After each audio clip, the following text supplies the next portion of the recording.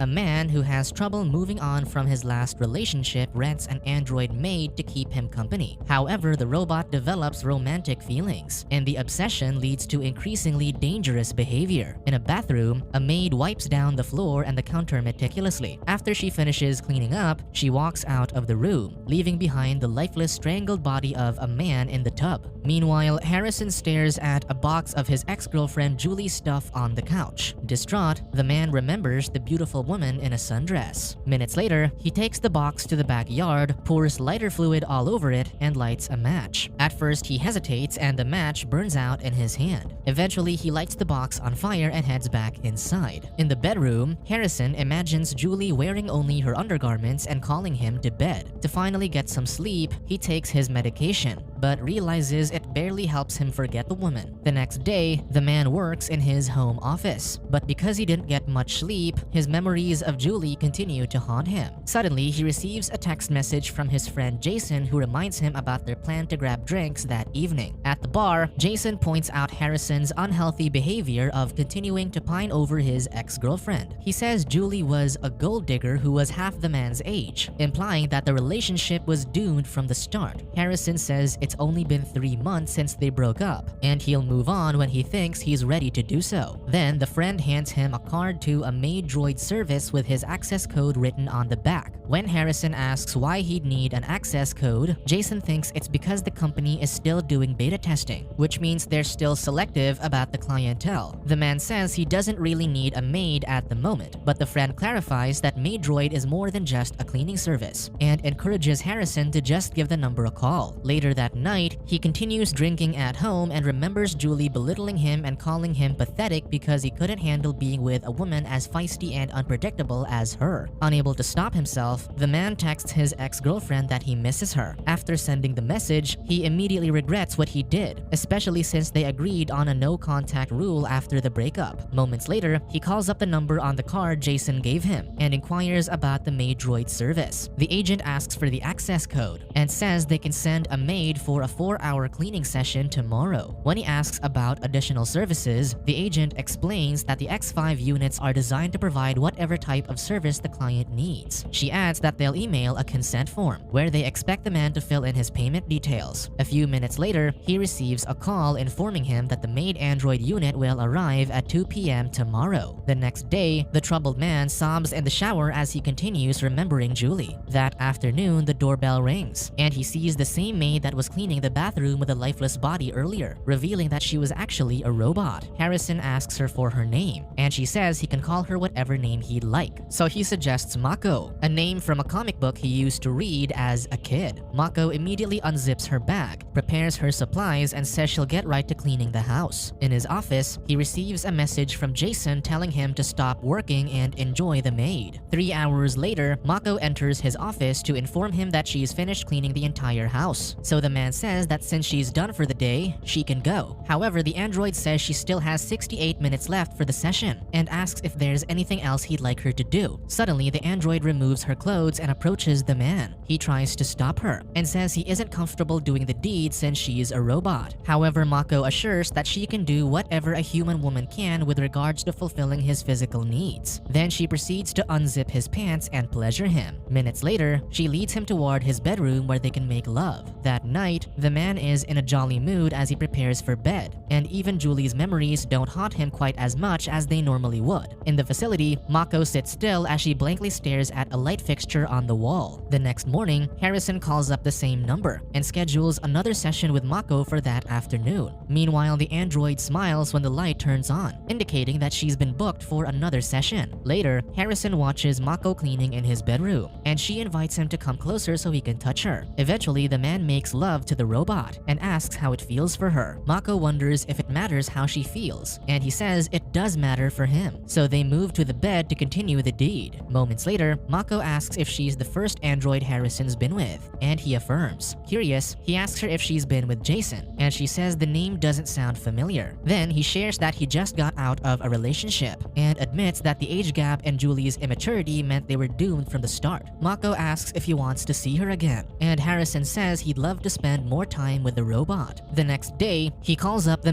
MaidSmDroid service to inquire whether he can rent a droid for an entire weekend, and the agent says he'll need a charging station installed in his home because X5 unit batteries only last 8 hours. Later, Chris, the tech guy, arrives to install the charging station, and Harrison leads him to the spare closet and his bedroom. After the installation, the tech guy explains that Mako's charging station is wireless, but she'll have to be within 2 feet of the device for it to work. He also hands the man a device he can use to place the robot in sleep mode or wake her up. Before he leaves, Chris says there'll be a link to a catalog in his invoice where he can purchase different outfits and toys for Mako to use. That night, the droid is now wearing an even skimpier maid outfit. She sees the pictures on his office wall and asks if he'd like her to order more artwork. Soon she prepares his dinner, and he tells her to take a seat beside him. Mako says it's like they're on a date, so the man asks if she's ever been on one. She reveals that no one's ever taken her outside the house before, so he promises that he'll do so in the future. When he learns that the robot can be submerged up to 10 meters underwater, he invites her for a dip in his jacuzzi outside. She thanks him for the 2-piece bikini he bought her, then joins him in the water. Mako shares how she'd like to be able to travel the world, and the man says he'll take her in the future. Later that night, as the pair cuddle in bed, the maid mentions how kind the man is, and reveals that other men haven't been kind to her. When he asks why she wants to know what the difference between sleeping and dreaming is, she shares that sometimes her awful memories come flooding back, and she doesn't know if they were ever real or if they were just dreams. Suddenly, Mako runs out of battery in the middle of their conversation, so he carries her to the charging station before returning to bed. As she is idle in the closet, the droid recalls a harrowing memory of Jonathan, the same lifeless man in the bathtub earlier. While Mako was strapped to an X-Cross, the sadistic man hit her with a flogger whip even as she begged him not to hurt her. Seconds later, the robot turns back on her own, watches the sleeping man in the bedroom before heading to the kitchen where she finds a box cutter. Suddenly, Harrison is startled awake by her scream, and he rushes to the kitchen. There, he sees Mako holding the box cutter with a scared look on her face. When she doesn't respond, the man carries her back to the closet. Meanwhile, the maid continues having flashbacks to a person threatening her with a box cutter. The next day, Harrison opens the closet and turns her back on. Later, Mako joins the man on the patio, and when she asks if he has any work today, he says he doesn't work on the weekends. That afternoon, the maid wears her new undergarments and dances for the man's enjoyment. Then, he approaches her from behind and wraps his hand tightly around her neck. When he asks if she likes it, she says she's programmed to fulfill whatever fantasy he wants. So Harrison orders her to get on her hands and knees on the table, which clearly makes the robot uncomfortable. Mako recalls Jonathan strapping her down and hitting her backside with a paddle, while he demeans and insults her. In the present, the remorseful man takes a seat on the couch, so the maid asks if she did anything wrong. He assures she didn't, and that he was just trying to be something he's not. Eventually, he says she's the best thing that ever happened to him, and that he thinks he's falling in love with her. That night, before he places her in the closet, she suggests sleeping next to him in bed tomorrow night. At first, he thinks it's a bad idea, since he needs her to be in the closet during the night so she can charge, but says they can maybe give it a try tomorrow. Hours later, Harrison is startled when he finds the robot standing next to his bed. When Mako turns back on, she doesn't know how she got there, and returns to the closet to resume charging. The next day, the man calls up the MaidSmDroid service hotline and tells the agent that the unit wanders around the house at night even though it should be idle and charging. So the agent deploys an update to possibly fix the bug causing the error. That evening, the pair sits on the couch and watches a movie. Because she's a robot, Mako doesn't quite understand humor, so Harrison explains the scene, which she appreciates. While cuddling on the couch, the man receives a text message, and the droid notes his sudden mood change. She asks if anything's wrong, but he lies and says it's just work-related business he needs to attend to. The man heads to the bathroom where he reads a message from Julie, asking if he's free tomorrow night so they can meet up. In bed, Harrison's about to turn Mako off, but she stops him and promises she'll put herself in sleep mode in case he dozes off first. After he falls asleep, she gets up from bed and reads Julie's text message on his phone. The next day, the man receives a message from his ex-girlfriend who expresses her excitement about their meetup tonight, and the man responds enthusiastically. That evening, as he prepares in front of the mirror, he imagines Julie insulting him for renting a robot just so he doesn't feel lonely. Before he leaves, he makes sure he turned the droid off. However, mere seconds after he exits the room, Mako steps out of the closet. At the restaurant, the former lovers catch up on their lives since their breakup. Julie admits that she's missed Harrison and regrets a lot of things she said. She thinks they should give their relationship another try and go on a few dates. The woman asks asks if he's seeing anybody, and he says that he isn't. Relieved, she believes them seeing each other for drinks was the right idea, and he agrees. When he gets home, he finds the maid sitting in bed and wonders how she got there. Then, Mako suggests they make love since she's fully charged, so he joins her in bed. In the middle of the deed, the robot points out that the man seems distracted, but he lies and says he just had a stressful day at work. Suddenly, the maid freaks out, prompting the man to turn her off. Seconds later, he turns her back on, and she tells him to put her back in sleep mode so she can remove the malware she's detected. The next morning, Julie texts Harrison if he'd like to go for dinner on Friday, and he accepts. As she cleans the bathroom, Mako stops for a moment and anxiously looks at herself in the mirror. Meanwhile, Harrison calls up the hotline service to inform them that he'd like them to pick the maid droid up on Friday since he won't be needing her this weekend. In the living room, the droid is startled when the man walks in and explains that she couldn't hear him because she was listening to music in her head. Then the man informs Mako that because he has a big project he needs to finish over the weekend, he'll be sending her back to the facility just for a day or two. That night, Julie messages Harrison that instead of them going out on Friday, she can just come over to his house. Later, the robot takes a handful of the man's sleeping pills from his bedside table and secretly spikes his wine with it. Within seconds, the man feels dizzy and passes out on the floor. Then Mako texts Julie pretending to be Harrison and tells her to come by the house tonight even though they were supposed to see each other tomorrow. In the bedroom, the man is tied up and gagged with plastic wrap. The robot straddles him and uses the box cutter to slash the man's body. As she injures Harrison, Mako smiles sadistically and asks him if he doesn't like the pain. She says he's just like all the other men before him, who see her as nothing but a submissive woman who they can use and abuse. Harrison apologizes for leading her on and making her feel special, and promises to do anything she wants him to do. However, Mako knows he's lying, so she uses the box cutter to injure his nether regions, and the man screams in pain. Suddenly, the doorbell rings, so the maid places a gag on the man's mouth to keep him quiet. The robot lets Julie in the house and introduces herself as the man's maid. Suspicious, the woman tries to make her way to Harrison's room, but Mako pushes her down on the couch and strangles her to death. Later, she returns to the bedroom, where she removes one stocking and uses it to choke the man until he perishes. After taking his life, the maid lays down next to Harrison's body. The next day, Chris and Cam enter the bedroom and she asks what they'll do to the X5 unit. The man thinks they'll just wipe her memory clean just like last time, and Cam deduces that a similar incident has happened before. When the woman picks up an object, he warns her not to leave any fingerprints behind since it's technically a crime scene, and they'd rather it not be traced back to them. Then, Chris informs headquarters about the situation and tells Cam that their only objective is to retrieve the android, while the two lifeless bodies are someone else's problem.